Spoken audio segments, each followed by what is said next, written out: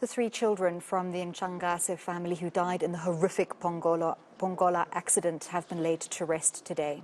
The children, aged between 7 and 10, were among the 20 that lost their lives a week ago. A report into the crash has found the driver was at fault, while the community calls for justice. Our reporter Lethiwe Mdluli has been following this story and joins us from Durban for more. Lethiwe, it's been a difficult day for the family. How have they handled burying their little ones?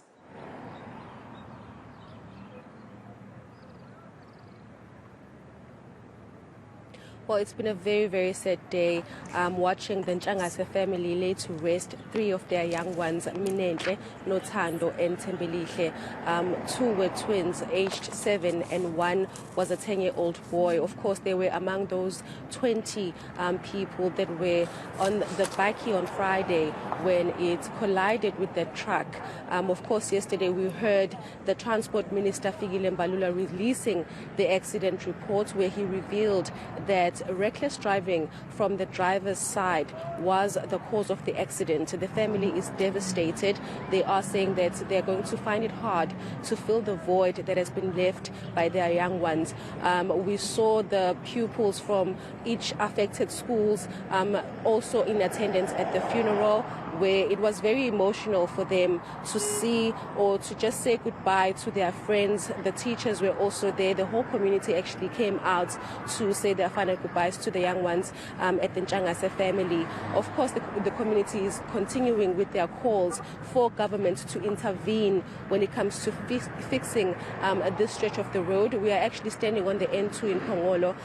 They are saying that it's a very dangerous thing that trucks are using this road, especially because there's a lot of schools that are situated next to the N2. We heard during the funeral some of the community members speaking about this issue and saying that it's been an issue for years, and they've been telling government that this N2 needs to be fixed or it needs to be looked at. Of course, when speaking to the family about some of the interventions that government has promised to make, because we heard from the Transport Minister yesterday, Lethiwe Mdluli, when he visited this area, that they are going to try and expand the N2, and also they are going to try and increase law enforcement on this road to make sure that truck drivers adhere to the road rules.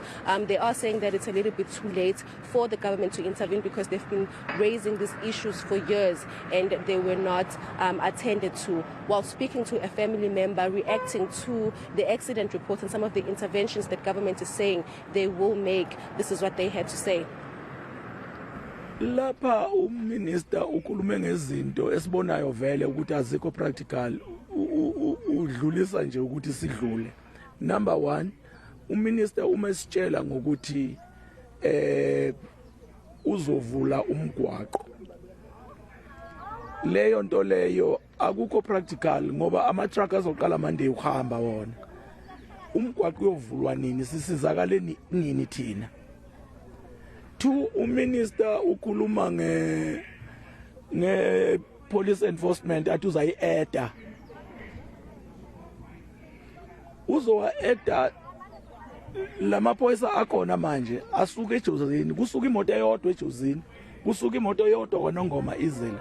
Ifike ngo-8-9 lama truck aqala ukuhamba ekuseni lapha ngo-4 asuke segcwelela emgwaqeni. Le imoto zifike ngo-8-9. After that emini ngo-2-3 laba abantu bayoshayisela kwela kube ejozini, sisele thina lapha. Ngamanye amazwe asisizakele ngokukhuluma kukaMinister, akusiniki ukuthula.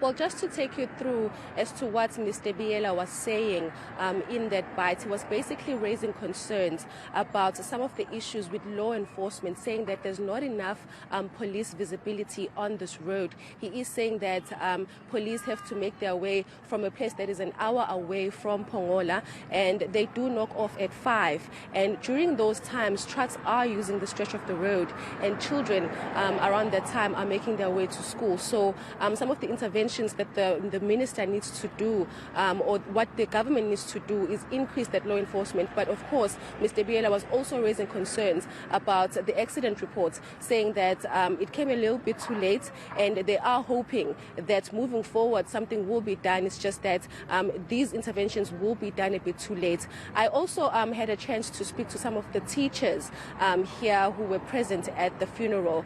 Some school, actually, Victorious Independent Schools, they lost 10 pupils during that accident. And while speaking to the principals, of course, they were saddened. They did share that the learners have had a really, really difficult week because a lot of them lost their friends during that accident. I also spoke to a principal about the scholar transport issue in this area. He did share that since he's been working here in Pongola, he actually hasn't seen any scholar transport. Most of the children rely on bakkies for transportation, and he is asking for intervention from the local government and also national government when it comes to the Department of Transport and also the Department of Education as well.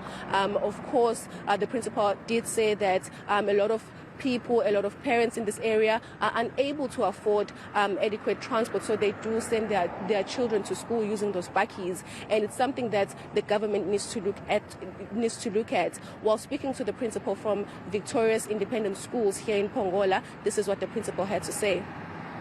To the Department of Transport, more especially to our top leaders at the national level, we do call upon them to revise possibly this mechanism of transporting learners. You see, at Pongola, I think parents are struggling to transport children to schools.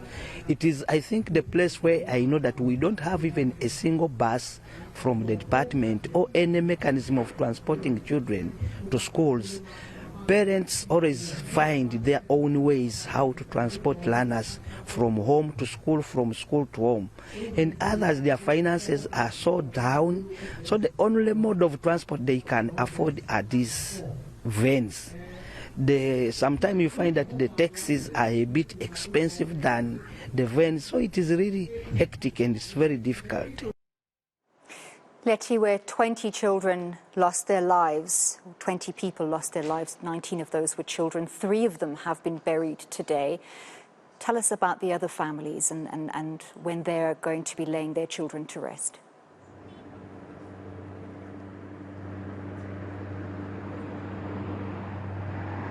Well, we are expecting for a mass funeral to take place tomorrow here in Pongola. The local government has announced that the funeral will start at 10 tomorrow. So we are expecting for the rest of the families that were affected in this accident to bury their loved ones. We will also be attending that funeral and bringing you what is going to be taking place tomorrow morning.